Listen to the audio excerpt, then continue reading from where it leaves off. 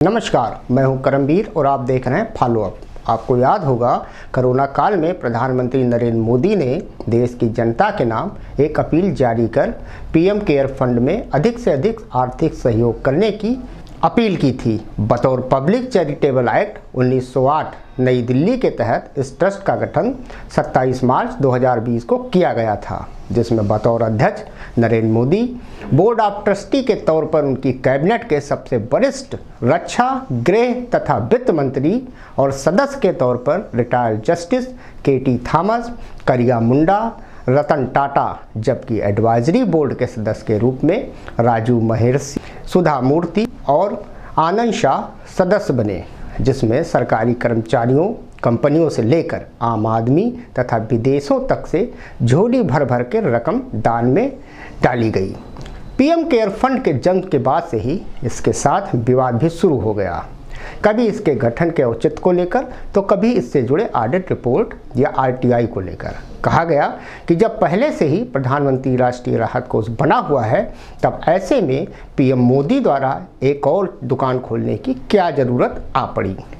बहरहाल, इससे जुड़े विवाद मुंबई हाईकोर्ट से लेकर सर्वोच्च न्यायालय तक घूम फिरकर वापस दिल्ली हाईकोर्ट में केंद्र सरकार की हीला हवाली और कोर्ट की फटकार के बीच अटका और लटका है।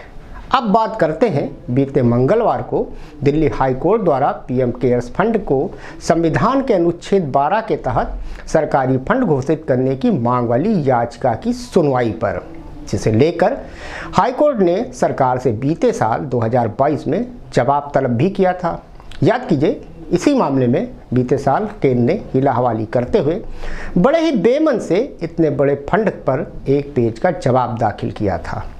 अपना पिन छुड़ाने की कोशिश की थी, जिस पर दिल्ली हाईकोर्ट ने सख्त नाराजगी जताते हुए विस्तृत जवाब मांगा था। इसी मामले पर मंगलवार को विस्तृत हलफनामा दायर कर केंद्र सरकार जैसे तैसे इस बवाल से किनारा करने की जुगत में लगी है। आप जरा सोचिए, पीएम मोदी प्रधानमंत्री के नाम से एक ट्रस्ट रजिस्टर कराते हैं, बतौर प्रधानमंत्री व उसके अध्यक्ष और अपने कैबिनेट के सबसे वरिष्ठ मंत्रियों, रक्षा मंत्री, गृह मंत्री और वित्त मंत्री को बतौर बोर्ड ऑफ ट्रस्टी बनाते हैं। आप डीड को देखकर बखूबी समझ सकते हैं कि इसका आधिकारिक पता प्रधानमंत्री कार्यालय साउथ ब्लॉक, नई दिल्ली है। भारत सरकार के आधिकारिक राष्ट्रीय चिन्ह अशोक की लाट सहित उच्च पदस्थ पीएमओ के अधिकारी इसके कार्यों को संचालित करते हैं। इस सब के बाद भी केंद्र सरकार दिल्ली हाईकोर्ट में इसी मामले से जुड़ी याचिका पर महज एक पन्ने का हलफनामा दाखिल कर मैया मोरी मैं नहीं माखन खायो की तर्ज पर कहता है कि हुजूर, ट्रस्ट का फंड भारत सरकार का फंड नहीं है, इसकी राशि भारत के समेकित कोष में नहीं जाती। चलिए इसे मान भी लेते हैं। इसी जवाब के सिलसिले में अदालत ने जब केंद्र सरकार को मामले की सुनवाई के दौरान साल 2022 में लताड़ लगाई थी और कहा था कि तथ्य तो यह है कि स्वयं फंड की तरफ से जवाब आ चुका है, जबकि केंद्र सरकार इस मामले में चुप्पी साधे है, तब याचिकाकर्ता के वकील वरिष्ठ अधिवक्ता श्याम दीवान ने सरकार के एक पन्ने वाले हलफनामे की कुछ पंक्तियां अदालत को पढ़कर सुनाई थीं और कहा था कि क्या दिल्ली हाईकोर्ट के साथ ऐसा बर्ताव किया जाएगा जिसे सरकार की ओर से पेश वकील तुषार मेहता ने टाइपोग्राफिकल एरर बता दिया था। वरिष्ठ अधिवक्ता श्याम दीवान ने आगे कहा था कि पीएम केयर फंड संविधान के दायरे से बाहर नहीं हो सकता, क्योंकि सार्वजनिक अधिकारी इस फंड के ट्रस्टी हैं। उन्होंने यह भी कहा था कि ऐसा हो सकता है कि एक राज्य में कलेक्टर, सब डिविजनल मजिस्ट्रेट और अन्य अधिकारी एक फंड बनाएं और यह कहें कि सरकार के नियंत्रण से यह फंड बाहर है। कोर्ट में बीते मंगलवार को हुई सुनवाई के दौरान केंद्र सरकार ने दिल्ली हाईकोर्ट को बताया है कि पीएम केयर्स फंड संविधान या संसदीय कानून के तहत नहीं बनाया गया है, बल्कि इसे एक स्वतंत्र पब्लिक धर्मार्थ ट्रस्ट के तौर पर स्थापित किया गया है। बार एंड बेंच की एक रिपोर्ट के मुताबिक हाईकोर्ट के समक्ष प्रस्तुत एक विस्तृत हलफनामे में केंद्र ने कहा है कि सरकार केंद्र और राज्य सरकारों समेत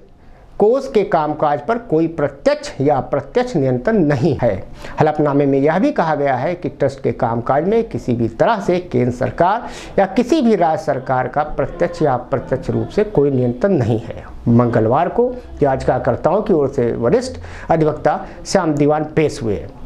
और तर्क दिया कि उपराष्ट्रपति जैसे सरकार के उच्च पदाधिकारियों ने राज्यसभा सदस्यों से दान करने का अनुरोध किया था। उन्होंने ये भी कहा कि ये सभी उच्च पदाधिकारी बहुत जिम्मेदार लोग हैं और पीएम केयर फंड को सरकारी कोष के रूप में पेश किया गया है। सरकार की ओर से दिए गए जवाब में यह भी कहा गया है कि पीएम केयर्स फंड पर केंद्र और राज्य सरकारों का कोई नियंत्रण नहीं है। सरकार ने आगे कहा है कि बोर्ड ऑफ ट्रस्टी में सार्वजनिक पद धारकों की उपस्थिति केवल प्रशासनिक उद्देश्यों के लिए है और यह सरकारी नियंत्रण या प्रभाव का संकेत नहीं है। इसके अलावा केंद्र सरकार ने कहा है कि एक सार्वजनिक धर्मार्थ charitable trust PM cares fund पारदर्शिता के साथ कार्य करता है और इसके फंड का ऑडिट एक चार्टर्ड अकाउंट सीए द्वारा किया जाता है, जिसकी रिपोर्ट वेबसाइट पर जनता के लिए उपलब्ध है। हलफनामे में यह भी कहा गया है कि पीएम केयर्स फंड को प्रधानमंत्री राष्ट्रीय राहत कोष की तर्ज पर ही प्रशासित किया जाता है, क्योंकि दोनों ही